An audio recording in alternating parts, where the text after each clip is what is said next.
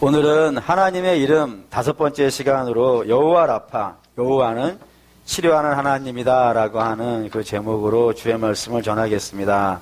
우선은 오늘 여러분과 함께 읽은 본문을 좀 설명을 드려야 될 것 같습니다.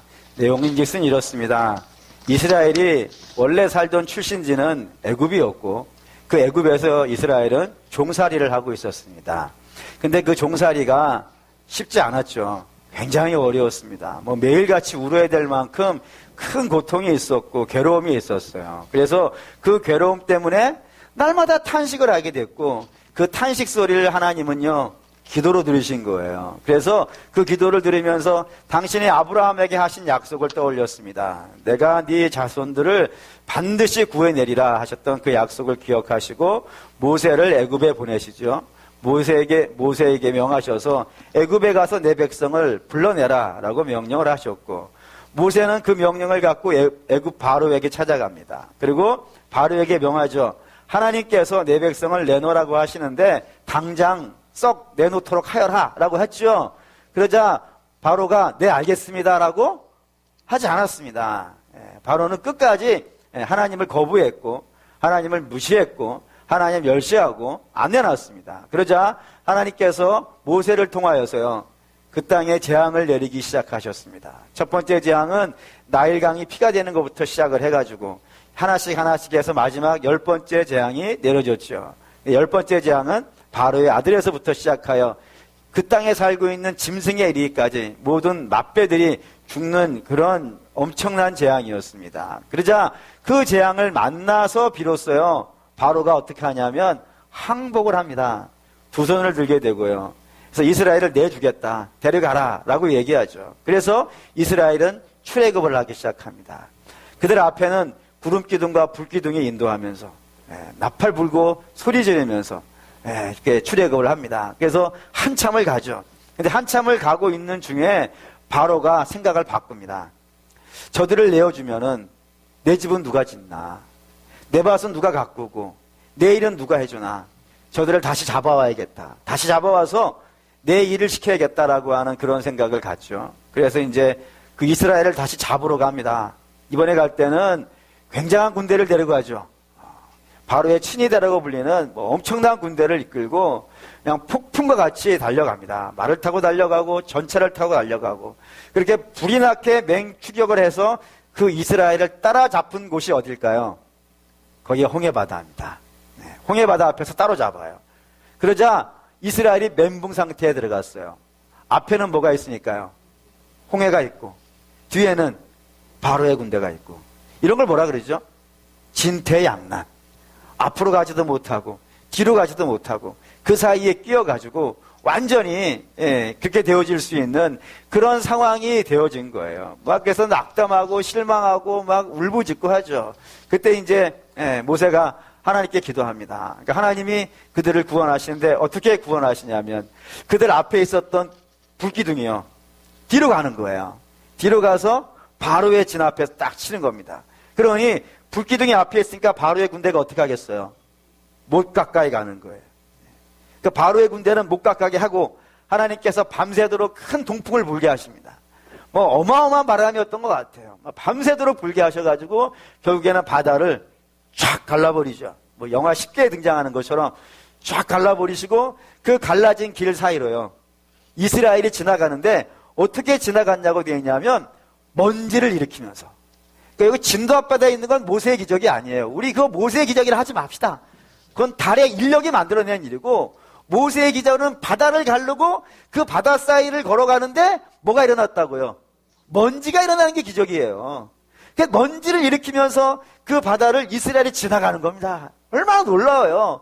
놀라워서 그 바다를 다 건너서 언덕 위에 다 쓰고 그리고 넘어가자 불기둥이 이동하기 시작하는 거예요. 그러니까 불기둥도 바다를 건너서 이스라엘 진쪽으로 넘어가고 이제 자기 앞에 막고 있던 바로의 앞에 막고 있던 불기둥이 없어졌으니까 바로가 어떻게 하죠? 다시 진격을 합니다. 이스라엘 잡으러 그 바닷속으로 막 들어가는 거죠. 자기들도. 그러자 그들이 바다에 다 들어와 있을 때 하나님께서 어떻게 하셨다고요? 덮어버리셨다고요. 덮어버렸다는 건 그냥 단순히 바로의 군대를 죽였다 그런 정도의 개념이 아니고 하나님이 이스라엘에게 이야기를 해주시는 거예요. 이제 너를 쫓아오던, 너를 잡으러 오던 그 바로의 군대는 어떻게 됐다고요? 더 이상 너희를 쫓아오지 못한다 이거예요. 이걸 뭐라 그러죠? 해방인 거예요. 이 바다에서 이스라엘은 해방을 만난 거예요. 더 이상 바로의 군대는 자기를 쫓아오지 못한다는 그 기쁨을 여기서 얻는 거예요. 그래서 이 바다 언덕 위에 있었던 이스라엘이 춤을 추고 노래를 부르기 시작합니다. 미리암과 수많은 여자들이 소고치고 춤추며 노래를 부르고 이스라엘 남자들도 모세를 대표해서 그 수많은 찬양과 노래를 부른 것이 출애굽기 15장입니다. 굉장히 얼마나 기뻤을까요? 바다가 갈라진 걸 넘어왔죠. 자기를 쫓아오던 자들이 죽었죠. 그리고 우리는 이제 완전한 해방을 얻었으니까 얼마나 큰 기쁨이 있었겠어요. 근데 이 놀라운 기쁨을 유지했을까요? 못 유지했을까요? 못 유지했다는 거 잘 아시겠죠? 얼마 만에 무너졌을까요? 제 생각인데, 이건 제 생각이에요. 제 생각인데, 하루를 넘기기 힘들었을 것 같아요. 왜 하루를 넘기기 힘들었다라고 제가 이렇게 이야기를 하냐면, 이들이 홍해를 건너자마자 만난 상황이 뭐였으니까요? 광야였다 이거예요. 수르 광야. 이스라엘의 직면한 현실. 바다를 건너와서 가나안을 만난 것이 아니라 광야를 만난 거예요. 광야는 세 가지가 없는 것을 광야라고 그랬지 않습니까? 물이 없는 곳, 음식이 없는 곳, 쉴 곳이 없는 곳. 저도 이게 광야에 한번 서봤어요. 제가 이집트에 간 때가 한 4월, 5월 이때였으니까 이스라엘이 넘어온 시간하고 좀 비슷했던 것 같아요. 그때 이제 그 수르 광야에 한번 서봤는데, 장난이 아니었어요. 좀 한 1시간 있으니까 숨이 막히더라고요. 그러니 이스라엘이 어땠겠어요? 그 광야 바다를 건너온 기쁨들이 순식간에 사라지기 시작하는 거예요. 그런데 아직은 좀 견딜만 했어요. 왜냐하면 애굽에서 가지고 나온 물과 애굽에서 가지고 나온 음식이요 있었거든요. 그래서 견딜만 좀 했어요. 근데 그 속에서는 불이 나오긴 하지만 힘들어, 죽겠어 이런 말만 하고 있지만 그래도 그런 것들이 있으니까 오늘을 견디고 내일을 견뎠는데 며칠 만에 그 기쁨마저도 그 견딘마저도 다 무너졌다고요. 3일 만에 다 무너졌다 이거예요. 왜요? 물이 떨어졌거든요. 물이 떨어졌거든요. 그 불만이 막 쏟아져 나오기 시작했어요. 막 이야기 쏟아져 나오기 시작했어요. 그래서 모세가 당황했겠죠? 당황하던 차에 저 멀리 보니까 물빛이 있는 거예요. 물빛 있지 않습니까? 물이 햇빛에 반짝여서 반짝반짝 빛나는 거. 그런 물빛이 쫙 앞에 있으니까 이스라엘을 다독거렸던 것 같아요. 여러분, 조금만 더 가면 물이 있습니다. 저 보십시오. 저 물이 있지 않습니까? 좀만 더 용기를 냅시다.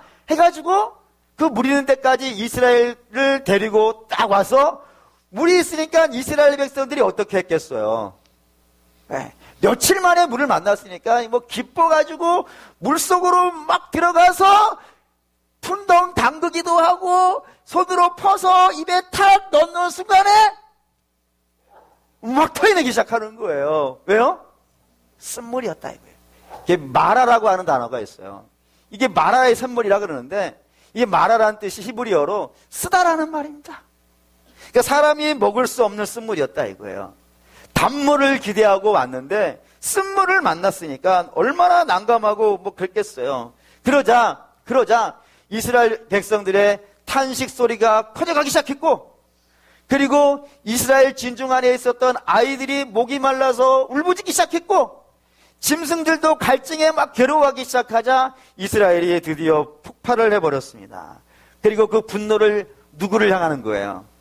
모세를 향하는 거예요. 그리고 모세를 향하다가 이제는요, 하나님을 향해서 불만을 토겨내기 시작했고 원망의 소리를 높이기 시작했다 이겁니다. 그때 모세가 하나님 앞에 기도를 합니다. 하나님이 어찌합니까? 라고 할 때 주께서 응답을 주시죠. 그 응답이 뭐였냐면 여기 나뭇가지 있는데 이 나뭇가지를 가져다가 어떻게 하라고요? 마라의 쓴물에다가 던져라.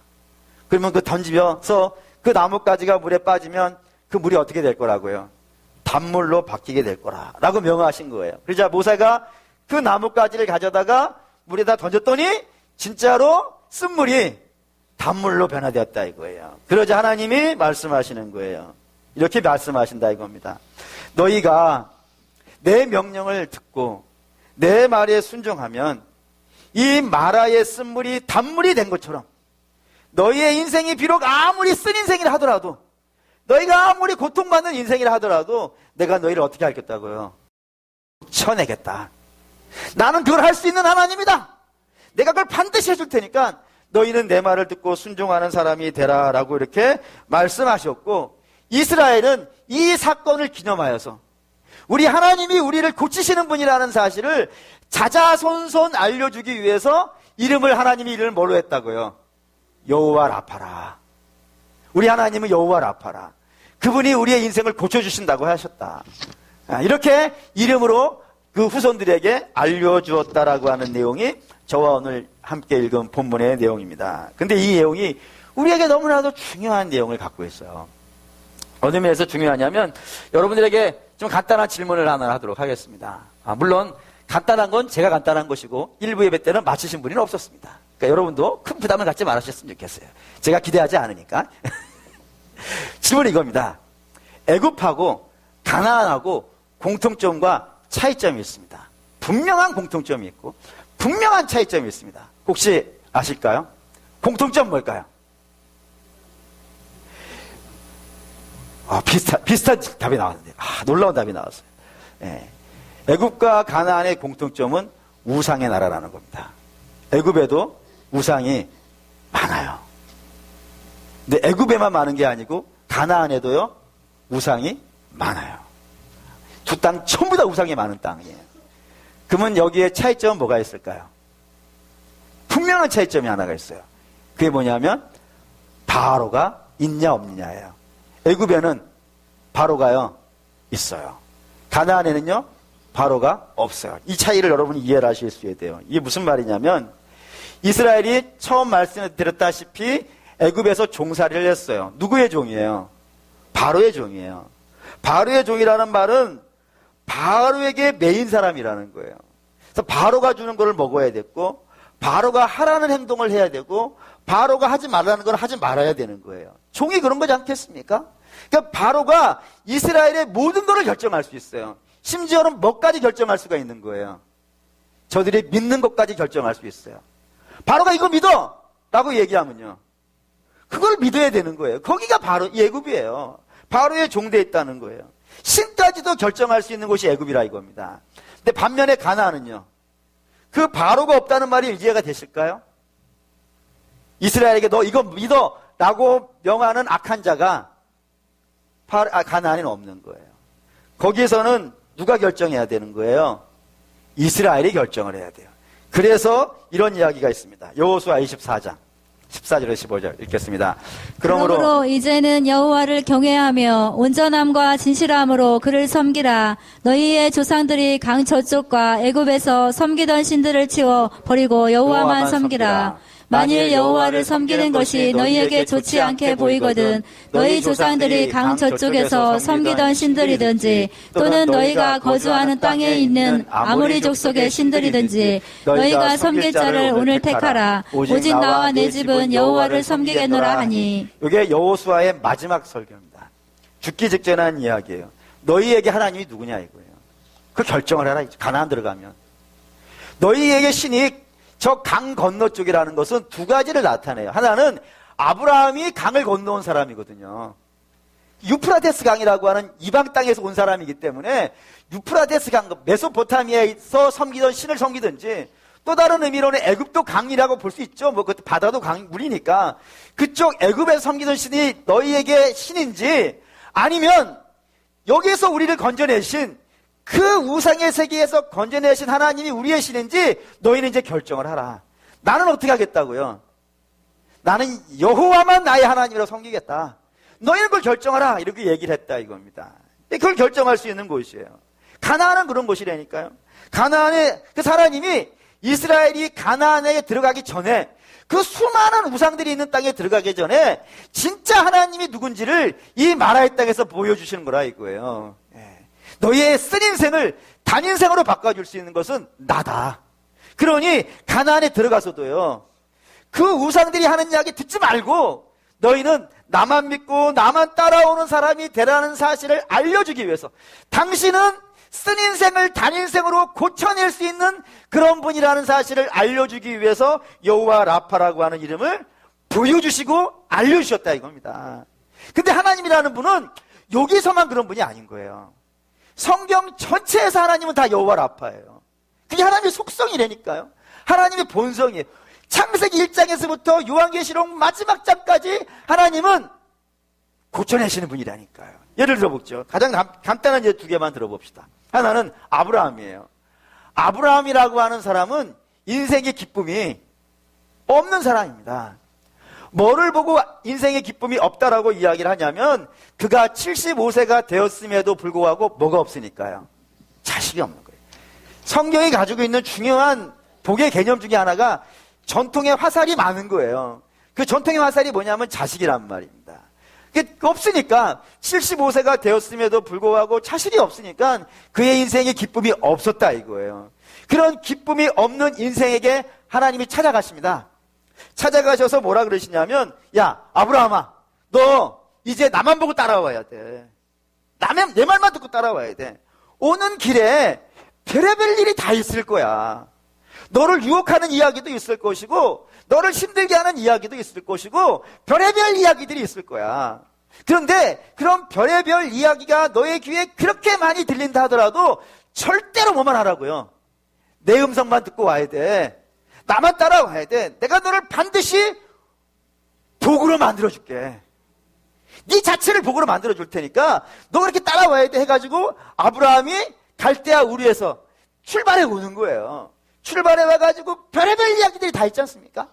그 오는 중간에 있었고, 또 가나안 땅에 있으면서도 25년간 별의별 이야기가 쭉 진행되다가 결국에 하나님이 그에게 100세가 되었을 때요, 이삭을 주신다 이거예요. 이삭의 뜻이 뭐죠? 웃음이에요. 이삭의 뜻이 웃음이에요. 하나님이 내가 너 기쁘게 해줄게. 그 약속을 하셨는데 그 슬픔밖에 없고 기쁨이라는 건 하나도 없는 그 사람을 하나님께서 고쳐내셔가지고 기쁨의 사람으로, 믿음의 조상으로 만들어내신 이야기가 아브라함의 이야기예요. 근데 아브라함만 그런 건 아니에요. 야곱도 그렇죠? 야곱만큼 성경에서 참 수준 낮은 사람이 없어요. 얼마나 수준 낮은 사람이냐면, 어느 분의 책에 이런 거 있더라고요. 야곱의 인생은 진창에서 천국까지 이르는 사람이다 이거예요. 그러니까 거의 바닥에서부터 가장 높은 곳까지 간 사람, 이렇게 되어져 있는 사람이라고요. 그러면 야곱이 왜 가장 낮은 진창 같은 곳에 있었을까요? 그의 삶을 지배하던 것이 뭐였으니까요? 욕심이었다고요. 그의 인생은 욕심으로 아주 그냥 똘똘똘 뭉쳐있는 사람이라, 그 욕심이 뭐를 하게 하냐면 도둑질도 하게 하고 사기도 쳐요. 그런데 대개의 경우 여러분, 도둑질과 사기는 누구한테 치는 거예요? 물론 간혹 정말 가뭄에 콩나듯이 부모님 지갑을 털어가는 애들이 간혹 있어요.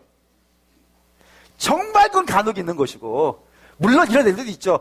엄마, 책값이 원래는 2만 원인데 2만 5천 원이 해가지고 5천 원 뜯어가는 애들이 있어요. 그걸 도둑질이라고 하진 않아요. 그냥 주는 거지, 부모가. 안 그렇습니까? 여러분 혹시 책값을 2만 원 달라고 하면, 저건 책값 15,000원이다 이렇게 생각하시면 되는 거예요. 그건 도둑질이 아니에요. 사기도 아니고 그냥 부모님이 사랑으로 주는 거예요. 근데 이 야곱은 공식적으로 아버지와 형을 사기친 사람 아닙니까? 진짜예요. 사기를 쳐가지고 전 재산을 강탈해 가려고 했던 그런 사람이 야곱이었단 말입니다. 그래서 그가 어마어마하게 고통을 받아요. 말할 수 없는 고통을 받는데, 야곱이 받은 고통 중에 제일 큰 고통은 뭘까요? 제가 볼 때, 이것도 제가 볼 때인데 아마 여러분도 동의하실 거라고 생각해요. 야곱이 받은 고통 중에 제일 큰 고통은 자기 자식들이 자기를 닮아가는 거예요. 안 좋은 자기를. 그렇죠? 야곱은 욕심의 사람이라 그랬어요. 근데 그 자식들도요, 재산 전쟁하지 않습니까? 아버지 살아계시는데도 이렇게 하죠. 야곱이 요셉을 사랑하여서 그에게 채색 옷을 입혀요. 나머지 아이들은 그렇게 안 했던 것 같아요. 그러자 나머지 자식들이 막 분노해요. 분노해서 저 아버지가 저런 상태로 죽어버리시면 아버지 그 많은 재산 어떻게 되겠어요? 우리는 안 주고 저 요셉 다 주는 거 아니겠는가? 그런 마음이 들어서 그 요셉을 어떻게 하는 거예요? 팔아버린다니까요. 재산 문제가 하는 거 성경에 굉장히 많이 나와요. 성경에 공식적으로 재벌로 등장하는 사람이 있습니다. 혹시 아시나요? 이삭이에요. 이삭은 성경에 아예 그냥 거부라고 썼어요. 근데 그 이삭의 두 아들이 있는데 에서와 야곱도 재산 싸움하죠. 그렇습니다. 그래가지고 야곱이 자기 자식을 닮았다니까요. 욕심으로 형제들을 서로 미워하고 죽이는 그런 일을 한다고요. 그래서 야곱이 나중에 바로 앞에 가가지고 바로가 물어요. 네 나이가 몇 살이냐? 라고 물어봤을 때 야곱이 이렇게 얘기해요. 제 나이가 우리 할아버지 아브라함과 아버지 이삭보다는 덜 살았는데 그분들이 살아서 고생한 것보다 내가 당한 고생이 더 큽니다. 라고 할 정도로 그는 그의 욕심이 그를 참으로 고통스럽게 하고 힘들게 한단 말이에요. 그런데 그런 야곱을 하나님께서 어떻게 하세요? 고치신다니까요. 고치셔가지고 그 욕심으로 똘똘 뭉쳐있는 사람을 영적인 사람으로 바꿔요. 육체의 사람을 영적인 사람으로 바꿔내신다니까요. 그래서 49장 창세기 49장에 보면 야곱이 그의 아들 12를 놓고 이렇게 기도를 해주는데 그 기도가 전부 응답돼요. 하나도 떨어지지 아니하고 그 자녀들 마치 보고 와서 기도하는 것처럼 그렇게 기도하는 사람이 된다 이거예요. 뿐만 아니죠. 원래 야곱은 욕심의 사람이었고 뭐 재물만 얻기 위해서라면 별의별 짓을 다 하던 사람인데 그의 이름을 하나님 바꾸시죠. 뭘로요? 이스라엘로. 이스라엘은 뭐예요? 하나님과 씨름하는 사람이라니까요. 예전은 뭐하고 씨름했는데요? 욕심하고 씨름했다니까요. 근데 이제 너는 욕심하고 씨름하지 마. 내가 너에게 줄게. 나만 있으면 되잖아. 내가 이 온 천지의 주인이 하면서 하나님과 씨름하는 사람으로 야곱은 자꾸 놓으려고 그러는데 하나님이 그걸 안 놓아주신다니까요. 그래서 그걸 고쳐내신다니까요. 영광스러운 사람으로 만들어내신 이야기가 바로 야곱의 이야기예요. 그래서 바닥에서부터 천국으로, 진창에서부터 영광으로 그런 이름으로 불려줄 수 있는 사람이 야곱이라 이겁니다. 뭐 다 그렇지 않습니까? 누구는 안 그러겠어요. 다윗도 그렇게 만들어내시고 베드로도 그렇게 만들어내시는 것이고 바울도 그렇게 만들어내시는 거예요. 하나님은 항상 언제나 부족한 사람들, 떨어지는 사람들을 붙잡으셔가지고 그들을 가장 영광스러운 사람으로 친히 만나셔서요 고치시고 거듭나게 하시고 새롭게 하시고 그렇게 해서 하나님 나라에 쓰일만한 복된 사람으로 만들어내시는 그런 분이라고 성경이 이야기한단 말입니다. 그래서 이사야 이렇게 썼어요. 이사야 61장 3절 읽겠습니다.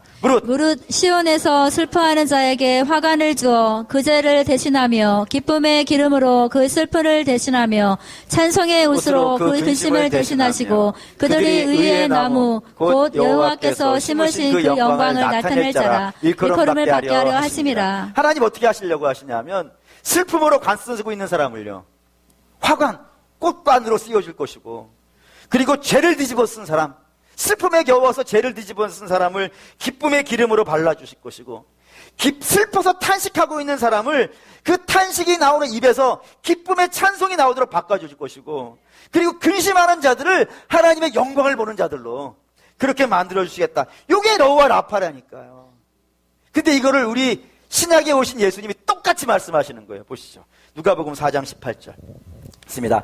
주의 성령이 내게 임하셨으니 이는 가난한 자에게 복음을 전하게 하시려고 내게 기름을 부으시고 나를 보내사 포로된 자에게 자유를 눈먼 자에게 다시 보게 함을 전파하며 눌린 자를 자유롭게 하고. 우리 주께서 내가 이 구약에 예언되어져 있는 그가 나야 라고 하는 걸 설명하기 위해서 이 말씀을 이사야가 한 얘기를 하고 주셨는데 뭐라고 되어 있냐면 포로된 자에게 내가 자유를 줄 거야. 그 고쳐서 자유를 줄 거야.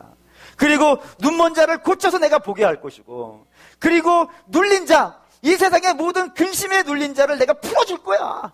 그런 풀어주는 일을 할 거야. 내가 여호와 라파야 라고 한 선포가 이 말씀에 있더라 이겁니다. 그러니까 성경은 전체가 다 우리에게 뭐를 얘기하냐면 하나님만이 우리를 고칠 수 있고요 하나님만이 우리를 복되게 할 수 있고 하나님만이 우리를 웃게 해줄 수 있다 이거예요. 그거를 성경이 이야기하는 건다 이겁니다. 근데 문제는 이거를 가나안 들어가기 전에 이야기하고 싶어서 마라의 쓴물이 이야기된 거예요. 왜죠? 다시 말씀드릴게요. 가나안에는 뭐가 많으니까요. 우상이 많다 이거예요. 근데 여러분 우상이 뭐 하는 거죠? 우상이 무슨 말 합니까? 우상이 이런 얘기를 해요. 혹시 우상 중에 이런 얘기하는 우상이 있나 한번 봐주세요. 여러분 이 우상을 믿으면 집안이 망합니다. 그러니까 믿으세요. 또는 이 우상을 믿으면 자녀들이 겁나게 덤태겠습니다. 그러니 믿으세요. 이런 우상 보셨습니까?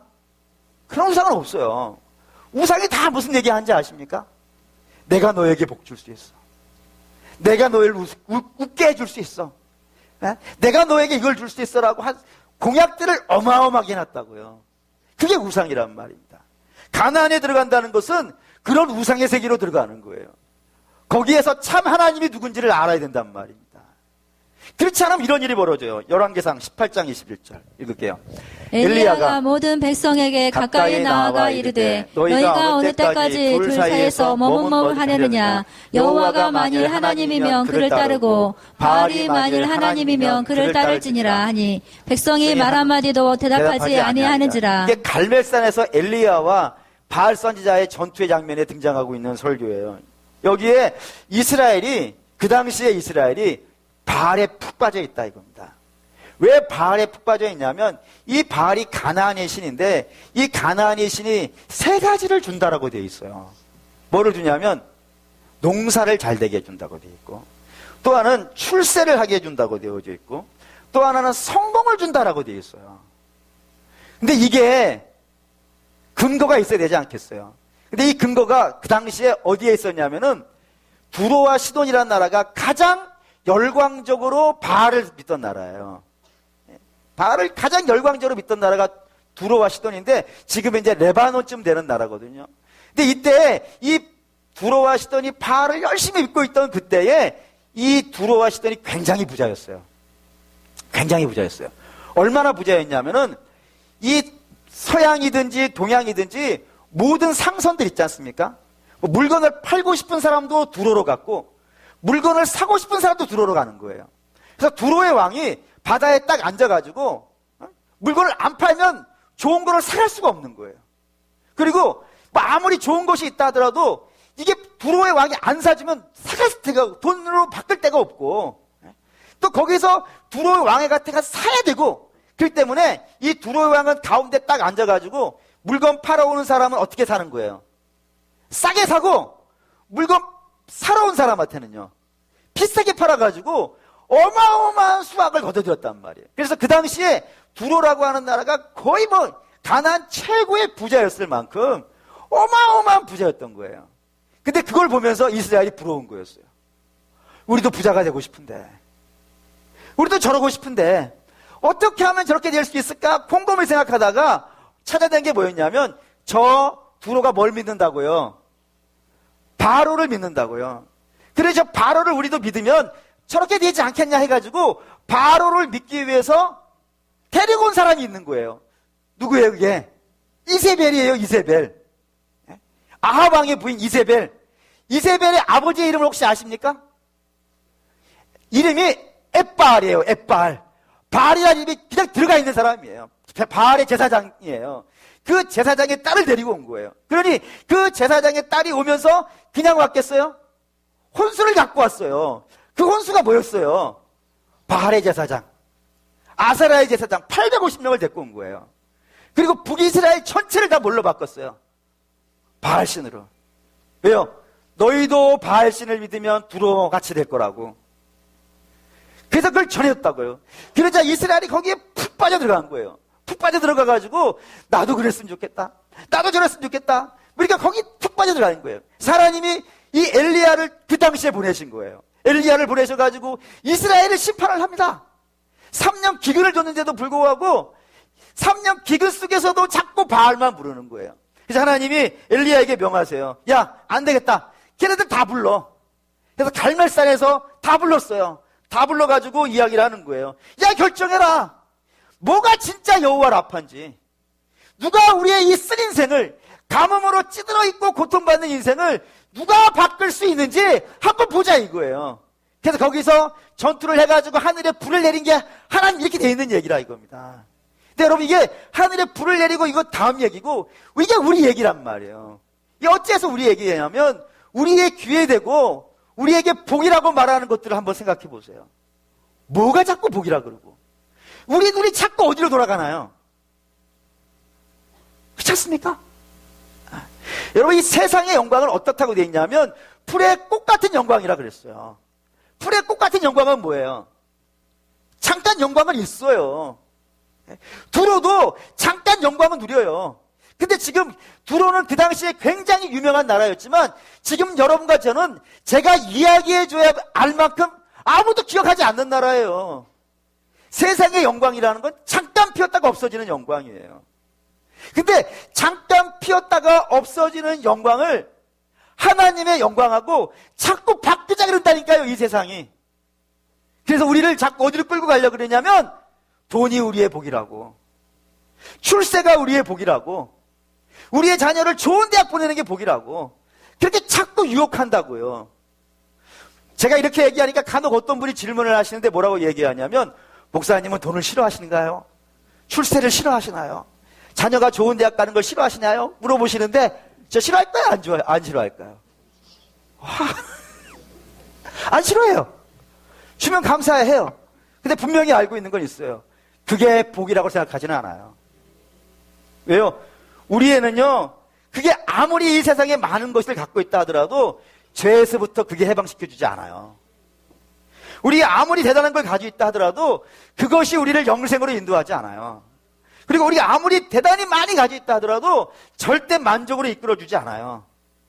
우리의 인생을 만족으로 우리 인생을 변화시키는 것은 하나님뿐이 없고, 그리고 우리를 변화시키는 분도 하나님밖에 없고, 우리를 만족으로 이끌어 가시는 분도 하나님밖에 없고, 그리고 신창 같은 인생을 변화되어줘서 천국 같은 인생으로 만들어주시는 분도 여호와밖에 없으며, 우리 인생 자체를 새롭게 해주시는 분도 하나님밖에 없다 이거예요.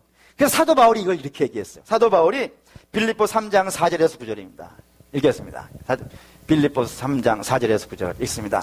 그러나 나도 육체를 신뢰할 만하며 만일 누구든지 다른 이가 육체를 신뢰할 것이 있는 줄로 생각하면 나는 더욱 그러하리니 나는 8일 만에 할례를 받고 이스라엘 족속이요 베냐민 지파요 히브리인 중에 히브리인이요 율법으로는 바리새인이요 열심으로는 교회를 박해하고 율법에 의로는 흠이 없는 자라. 그러나 무엇이든지 내게 유익하던 것을 내가 그리스도를 위하여 다 해로 여길 뿐더러 또한 모든 것을 해로 여김은 내 주 그리스도 예수를 아는 지식이 가장 고상하기 때문이라. 내가 그를 위하여 모든 것을 잃어버리고 배설물로 여김은 그리스도를 얻고 그 안에서 발견되려 함이니 내가 가진 이는 율법에서 난 것이 아니요 오직 그리스도를 믿음으로 말미암은 것이니 곧 믿음으로 하나님께로부터 난 의라. 여기에 8일 만에 할례라든가 베냐민 지파라든가 바리새인이라든가 교회를 핍박하는 자라든가 율법으로는 흠이 없는 자라니 5가지는 당시의 유대인들이